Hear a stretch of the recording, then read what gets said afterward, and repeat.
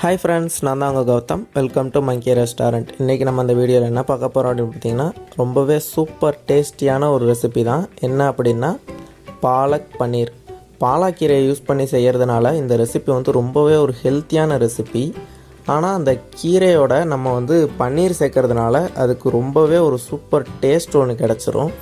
வீட்டில் சின்ன பசங்கள்லாம் கீரை சாப்பிட அடம் பிடிச்சாலும் இந்த மாதிரி ஒரு ரெசிபி நீங்கள் டிஃப்ரெண்ட்டாக ட்ரை பண்ணி கொடுத்தீங்க அப்படின்னா அவங்க கூட விரும்பி சாப்பிடுவாங்க.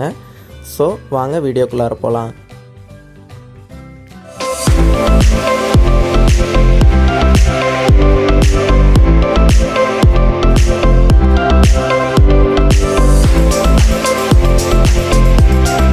இப்போது ஒரு பாத்திரத்தில் தண்ணி சேர்த்து கொதிக்க வச்சு எடுத்துக்க போகிறோம். தண்ணி நல்லா கொதிக்கட்டும். இப்போ பார்த்தீங்கன்னா தண்ணி நல்லா கொதிக்க ஆரம்பிச்சிருச்சு. இப்போ இதில் நம்ம கீரையை சேர்த்துக்கலாம். பாலாக்கீரையை கரெக்டாக 2 நிமிஷம் நல்லா வேக வச்சு எடுத்துருங்க.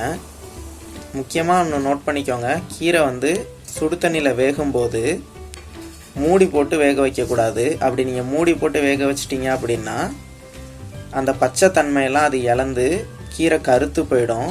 அதனால் மூடி எதுவும் போடாமல் வேக வைங்க. அப்போ தான் நம்ம பாலக் பன்னீர் சூப்பராக க்ரீனிஷ் கலரில் செம்மையாக இருக்கும் பார்க்குறதுக்கே. அதை பாருங்கள், நம்ம பாலாக்கீரை நல்லா 2 நிமிஷம் சூப்பராக வெந்துருச்சு. எப்படி இருக்குன்னு பார்த்தீங்களா? இப்போது இந்த தண்ணியிலேருந்து பாலாக்கீரையை தனியாக எடுத்து ஆற வச்சு எடுத்துக்கலாம். நம்ம வேக வச்ச கீரை நல்லாவே ஆறிடுச்சு ஃபேன் காற்றுலையே. இப்போ இதை நல்லா அரைச்சி எடுத்துக்க போகிறோம். இப்போ இதில் பச்சை மிளகாய் சேர்த்துக்கலாம். இப்போ இதில் முந்திரி பருப்பு சேர்த்துருக்கோம். இது எல்லாத்தையும் நல்லா அரைச்சி எடுத்துக்கப்போம். இப்போ இதை நல்லா அரைச்சாச்சு. பாருங்கள் எவ்வளோ கலர்ஃபுல்லாக க்ரீனிஷாக இருக்குது பார்த்தீங்களா? செமையாக இருக்குல்ல? இப்படி நல்லா அரைச்சி எடுத்துக்கோங்க. இப்போது வானலியில் கொஞ்சம் எண்ணெய் சேர்த்துக்கலாம். இப்போ இதில் 1 ஸ்பூன் நெய் சேர்த்துக்கலாம்.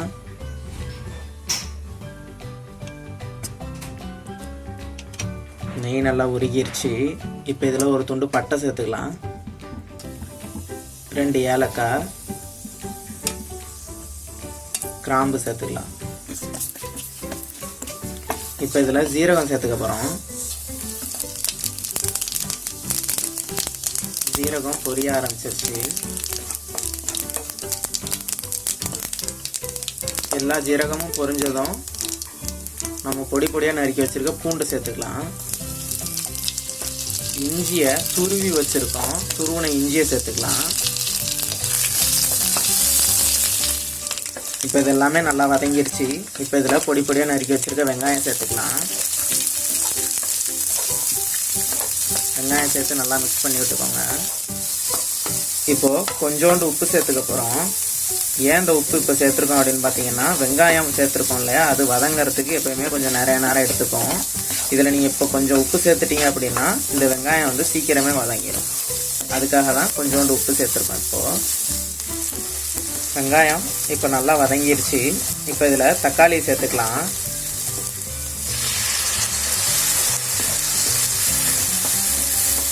தக்காளி சேர்த்து நல்லா மிக்ஸ் பண்ணிக்கோங்க.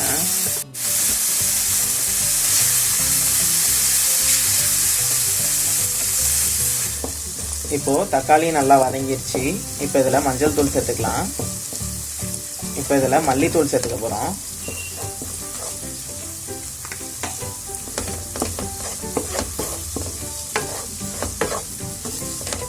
இப்போ இதில் மிளகாத்தூள் சேர்த்துக்க போகிறோம்.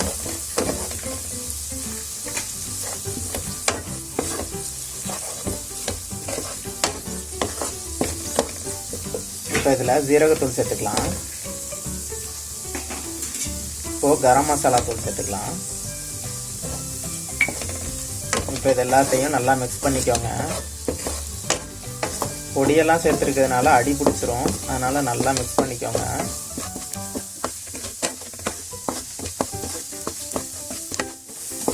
நம்ம சேர்த்துக்கிட்ட பொடி எல்லாமே பச்சை வாசனை போகிற அளவுக்கு நல்லா வதக்கியாச்சு. இப்போ எல்லாமே நல்லா வதங்கிடுச்சு.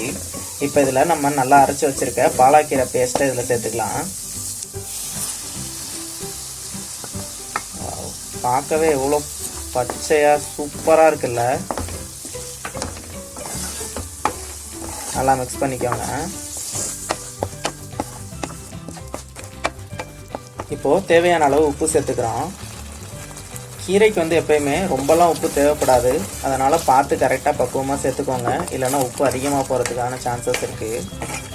நம்ம வெங்காயம் வதக்கும் போது கொஞ்சம் உப்பு போட்டிருப்போம், அது வந்து கொஞ்சம் தான் உப்பு போட்டோம், அது வெங்காயம் நல்லா அப்போ வதங்கிறதுக்காக.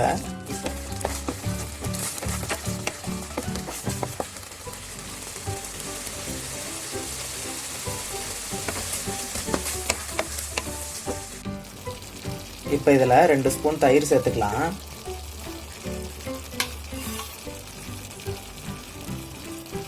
நாங்கள் இதில் தயிர் சேர்த்துருக்கோம். நீங்கள் க்ரீம் வேணும் அப்படின்னாலும் க்ரீம் சேர்த்துக்கலாம், ரெடிமேடாகவே கடைங்களில் கிடைக்கும். இல்லை வீட்டிலே கூட ஆடை எடுத்து மிக்சியில் அடித்து க்ரீம் செய்கிறதுனாலும் செஞ்சுக்கலாம். நீங்கள் ரொம்பவே சூப்பராக இருக்கும்.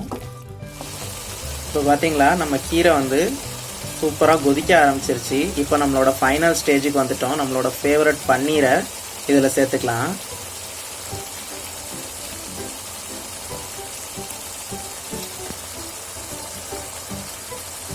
பாருங்க, க்ரீனு ஒயிட்டு ரொம்பவே கலர்ஃபுல்லாக செமையாக இருக்குல்ல. எனக்கு பன்னீர் பேசிக்காகவே ரொம்ப பிடிக்கும். உங்கள் யார் யாருக்கெல்லாம் பன்னீர் பிடிக்கும்னு கீழே கமெண்ட்டில் சொல்லுங்கள், நானும் தெரிஞ்சுக்கிறேன்.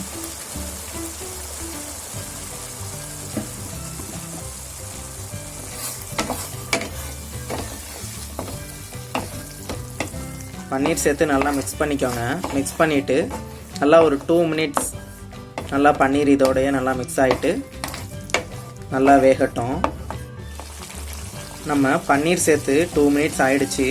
இப்போ நம்ம பாலக் பன்னீர் ரொம்பவே சூப்பராக ரெடி ஆகிடுச்சு. எவ்வளோ கலர்ஃபுல்லாக செம்மையாக சூப்பராக இருக்குது பார்த்தீங்களா. இப்போ இதை நம்ம இறக்கிக்கலாம். இந்த வீடியோ பிடிச்சிருந்துச்சு அப்படின்னா இந்த வீடியோவுக்கு மறக்காமல் ஒரு லைக் கொடுத்துருங்க.